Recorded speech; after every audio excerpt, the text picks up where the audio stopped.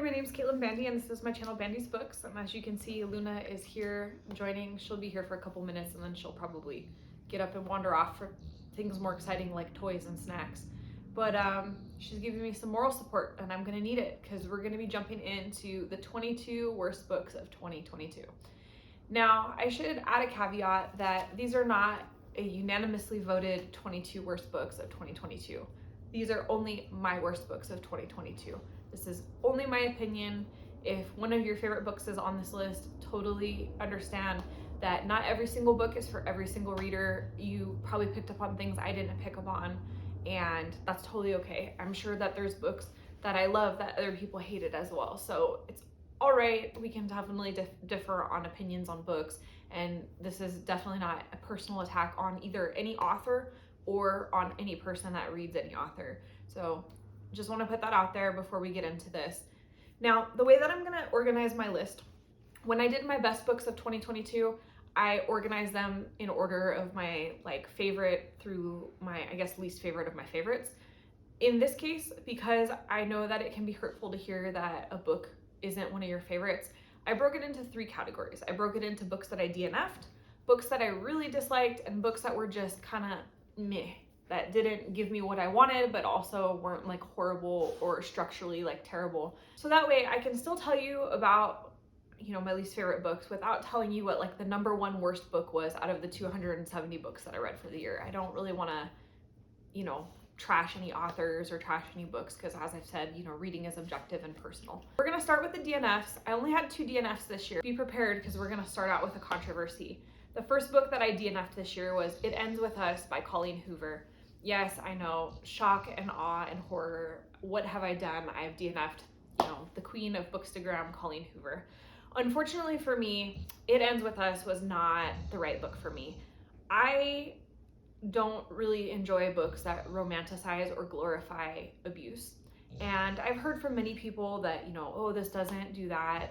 I didn't feel that way. And that's okay if you don't feel that way. If you read that and you felt that it was just a portrayal of a dysfunctional, toxic relationship and you understood it, that's okay. I've personally seen enough people go through these types of relationships that for me, it's not an enjoyable thing to read about. I really didn't enjoy the way that Ryle treated Lily, even from the very beginning. There was things within the first few pages of the books, once he gets introduced, that were just so cringeworthy. And I know he's supposed to be cringeworthy, I understand that. But for me, my heart isn't into reading books about people that are going to be abused when you can see all the red flags and you can see them charging headfirst into the red flags. I see that enough in real life without reading about it. So I DNF'd it. It wasn't for me. The rating for It Ends With Us is really high. It's at about 4.3 on Goodreads with thousands upon thousands of reviews. So clearly I am in the minority group here in not liking It Ends With Us. The second book that I DNF'd this year was a big disappointment for me. That was Palmarius by Gail Jones. It ranks at 2.93 on Goodreads. When I read it, it was a brand new book. There wasn't a lot of reviews out, and I was super hyped because Gail Jones is a pretty well-respected author. I was excited to get into this book. It's about a young woman who is a slave in Brazil and eventually escapes. There's some magical realism elements, and I don't know if it's one of those books that's just too smart for me. It's a possibility that it's just way too above my head and that I wasn't understanding the references. I don't know. There was a disconnect. I wanted to love it. I went in really excited about it and I just couldn't find the right vibe with it. I couldn't get into it. I couldn't find myself caring about the characters. I couldn't find myself even really understanding what was going on. It just was a very confusing story for me, and it's disappointing because I felt like it had a lot of the elements that would make a good story. So the next category of books are books that I strongly disliked. I managed to finish them, but I did not enjoy finishing them. And again, not in any particular order. The first on this portion of the list was Booth by Karen Joy Fowler. It has a 3.85 on Goodreads currently. So this is one of those books as well where I feel like I wanted to love it. It's, historical fiction, which is one of my favorite genres. It's written about the Booth family, which is a very interesting family. Obviously, one of the sons was the person who assassinated Abraham Lincoln. So there's a pretty significant impact on American history. And this is about his family, who are actually quite interesting people. The problem that I had with this is that This book was like a huge info dump of every factoid that you could ever find about this family, but without any like coherence. Like it just bounces from one person to other. You never really feel any reason to care for any particular character. And then the author goes out of their way to basically avoid mentioning John Wilkes Booth until the very, very, very last part of the book. And it's a long book. So there's this like weird thing that happens where you just feel like part of the story is missing because you never hear about John. And I understand that her intent was to talk about the rest of the family, not specifically about John Wilkes Booth, the most famous Booth. But by avoiding talking about him or even mentioning him or acknowledging his existence, it really does a disservice to the book, because then he pops into the end of the book during the assassination, and it feels really weird and off. The next book on this list is Verity by Colleen Hoover. I know, 2 books by Colleen Hoover on the same list. What am I even doing? So this one is also really highly rated. It's on Goodreads at a 4.38. So again, I'm not the majority opinion here, but I didn't like this one for the same reason I didn't like It Ends With Us. I thought that while it was attempting to go more like psychological thriller / horror, it just ended up being about really toxic people doing really toxic things. And I didn't find it very suspenseful. I didn't find it very surprising. I didn't find it interesting. It just felt like an examination of crappy people doing crappy things. So I've just come to the conclusion that I'm not a Colleen Hoover fan. Her books are not for me. After that, I have The Island by Adrienne McKinty. This is a 3.81 on Goodreads, so decent rating.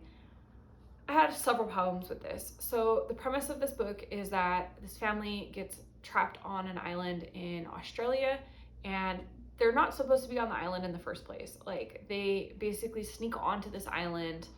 You know, they think nothing's bad's gonna happen. They're coming from this place of privilege, like where, oh, I'm just gonna do whatever I want and nothing bad's ever gonna happen to me. And they find out, you know, they go to this island and there's some people there that, you know, don't want them there, and it turns into a nightmare. But aside from that, one of the things I really disliked about this is that the main character seemed like such a Molly Sue. So she was the kind of person that was just automatically good at everything. Every single skill that she needed to survive these people that are hunting her and her kids, she automatically has it. There's no struggle. She's of course an expert marksman. She's a survivalist. You know, her son randomly knows how to desalinate water using an old glass bottle. Like, it's too perfect. While I understand that there are plenty of people that know how to survive, plenty of people that are expert marksmen, plenty of women especially that are badass, and I'm not mad at having a badass character, I do hate it when characters don't actually struggle. Like, they're just inherently good at everything. After that was a book that was super, super disappointing to me because I really wanted to love it, and that was Breathless by Amy McCulloch. That's sitting on Goodreads at a 3.65. I picked this up as a book of the month pick, and I expected to love this. So if you don't know, I'm really big into hiking. I admin a huge hiking group here in Las Vegas. I've hiked in North America, South America, Europe, and the Middle East. I really, really love backpacking, camping, outdoor stuff. So anytime that there's a story that centers around that kind of stuff, I'm super excited about it. In this case, it was a thriller suspense taking place on a big mountain on a high altitude hiking expedition. I thought this was going to be amazing. I thought I was gonna have a badass character that's gonna like go conquer this mountain and then, you know, deal with some questionable experience while she was, you know, climbing it. Instead, I got a character that was super insecure, really didn't belong on the expedition that she was on, literally did not have enough experience to qualify her for what she was attempting to do, and was learning maneuvers on the mountain that she should have probably known prior to getting involved in this expedition. So I will say that I understand that sometimes really, really rich people buy their way onto mountain climbing expeditions that they have no business being on. But for the most part, when you're doing these big expeditions, you have mountain climbing experience. And this lady in this book, I just couldn't get over the fact that she was really not somebody that should have been on this mountain in the first place. And then the story itself is just, you know, it's convoluted. After that is The Club by Ellery Lloyd, which is sitting at a 3.36 on Goodreads. This was a Reese Witherspoon's book of the month pick, and I was really surprised at how much I disliked this. I mean, I don't love every single book that she picks, but I've never really felt so disappointed by one of her picks, and this one was probably the worst one that I've read so far from her. It is about a bunch of rich, privileged people on an island, celebrities and whatnot. There's murders, there's cover-ups, there's sexual harassment, all sorts of different stuff, and I couldn't care less, honestly. I didn't feel invested in any of the characters. I didn't care about any of the characters. I didn't care about the plot. The twists were kind of half-assed. It just wasn't a very good book, and it seems by the rating, the average rating on Goodreads, that I'm not alone in that thought. And then the last of my really strongly disliked books was The Last House on Needless Street by Catch Your Own Award. That's currently sitting at a 3.87 on Goodreads. This book had some elements that could have worked. So you start with a narrator that's really chaotic. It's hard to relate to them, but that's intentional. And from there, it could have been built into a story that was really interesting. Unfortunately, I felt that Word took a really cliched route, and it was a cliche that I do not enjoy. And now we're gonna get into books that were just kind of so-so. I didn't hate them, but I also didn't love them, and I really couldn't recommend them. I'm gonna start with a book that I think is only so-so because it just wasn't the right book for me. And that's The Stranger in the Lifeboat by Mitch Albom. It's currently on Goodreads with a 4.12 rating. So I went into this not knowing anything about Mitch Albom and not knowing anything about his books. And I found when I started reading this that he is basically writing religious fiction, and that's totally fine, but it's not my cup of tea. The next book I have is The Santa Suit by Mary Kay Andrews. It's at a 3.86 on Goodreads. This one, there's nothing inherently terrible about it. It's just a cutesy wintertime romance. I was gifted this book in a book exchange, and it was at Christmas time, so it's a cute Christmas romance, and I really appreciated the intent. I didn't hate it, I didn't love it. It was just kind of felt generic. Like, there was nothing in the romance that stood out as like, I haven't read this 100 times over. And that's okay. If you're just looking for a fun winter themed romance, then it's probably an okay book. It just wasn't that exciting for me. After that, I have the X Hex by Erin Sterling, which is at a 3.53 on Goodreads. Same sort of deal. This was kind of a kooky, quirky, Halloween-themed romance, and it was just okay. There was nothing really spectacular about it. I found the plot a little bit convoluted. There were some things that didn't really make sense, and the characters were kind of Molly Sue's. They were generic, nothing really exciting about any of them. So the next book pains me to put it on this list. Pains me because this is an author that I actually really, really love. And it was so sad for me that this book did not work out. But that was Uprooted by Naomi Novik. This book has a 4.05 rating on Goodreads, so clearly a lot of people like it. For me, the problem here is that I read Spinning Silver and I read the first two books in the Scholomance series, all three of which are absolutely brilliant. So by the time that I got to Uprooted, it was very lackluster. It just felt like not that exciting of a book. The storyline for me was just okay. The characters were just okay. It just was an okay book compared to the mastery of Spinning Silver or the excitement of the Scholomance series. Basically, what I would say is if you haven't read Naomi Novik and you're considering reading one of her books, pick up any of her other books besides Uprooted. Like, if you're gonna go through her backlist, leave Uprooted to the very end. After that, I have the book Free Love by Tessa Hadley. This is currently at a 3.63 on Goodreads. This was a book that I received an ARC of, and it was okay. It was about a woman who has been in a marriage for a long time, feels unfulfilled, and then basically goes off to explore her sexuality. I'm totally on board with people leaving relationships that genuinely aren't working for them, and I'm happy for people that feel liberated enough to, explore their sexuality and build healthy relationships going forward. That topic was good. I just didn't really love the writing style of the book. I felt like it was slow, kind of boring, and the choices that the character made in search of this sexual liberation were terrible. It wasn't like she went and, dated in a healthy way or found a healthy relationship. She did some really awful things, and it just put me off the book. After that, I have The Final Girl Support Group by Grady Hendrix. This is sitting on Goodreads at a 3.55. So this is another book where I wasn't sure it was going to be the right fit for me, and clearly it wasn't.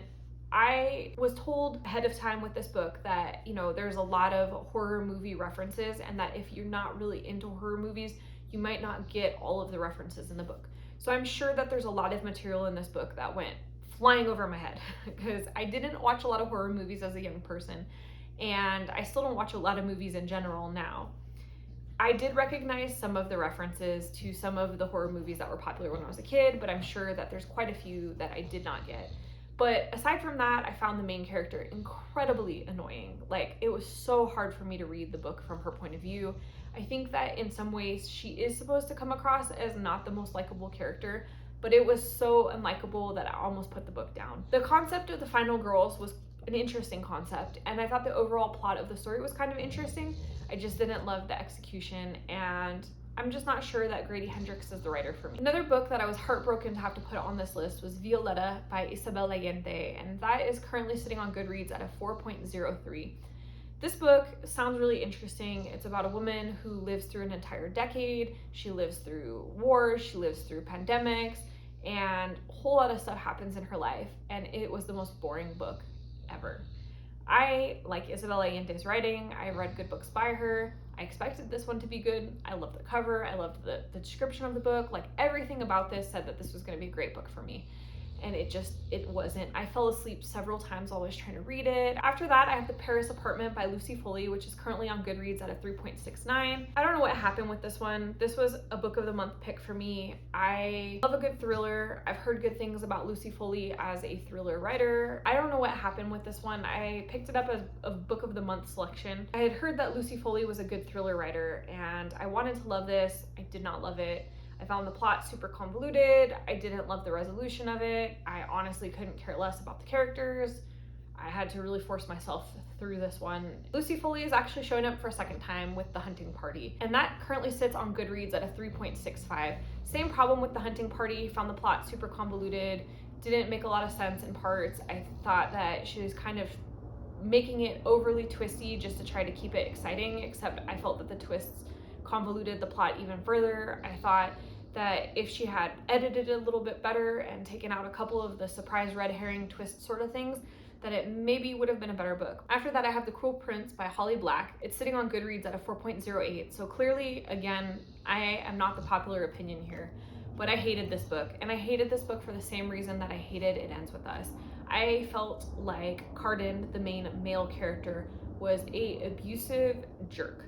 And we get a little bit of a sob story about why he's such an abusive jerk, and I feel like it's a shitty cop-out. Further, to try to push like a romance arc, because I feel that that's where that's going, you can kind of tell that they're trying to set up the two main characters to have this weird, overcome their abuse story to fall in love with each other. I hated it, I hated it, I hated it. This next book is probably the best book of the worst list, and that's Finlay and Donovan is Killing It by Ellie Cosimino. This is sitting on Goodreads at a 4.05 right now. It's a fun book. I get it's a cozy mystery. It's not supposed to be super serious. I didn't expect like a really thorough detective story or anything like that.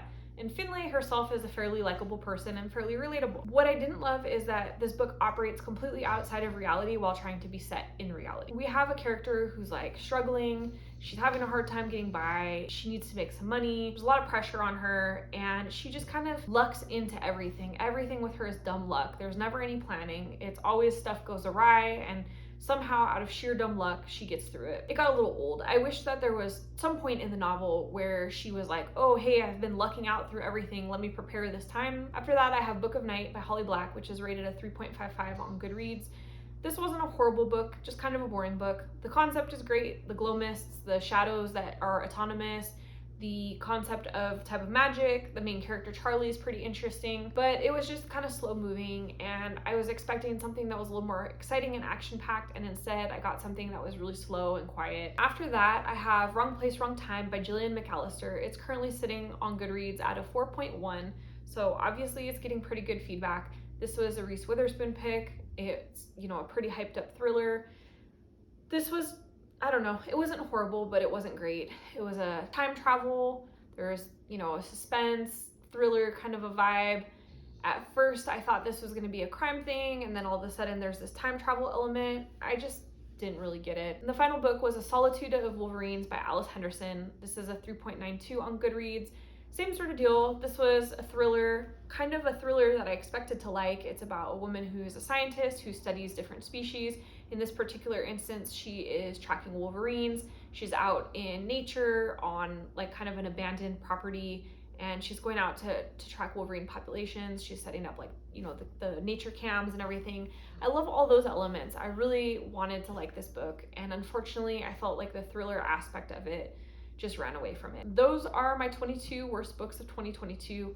Again, totally just my opinion. You may have loved some of these. I'm not the expert on literature here. I am but a humble chef. So take my opinion for what it's worth. So that's the end of this video. If you liked it, hit the thumbs up. Tell me in the comments below, what were your top 3 most disappointing reads of 2022? And if you're not already subscribed, make sure you hit the subscribe button and the notification bell so that you never miss a video. I'd love to see you again. Thanks for joining.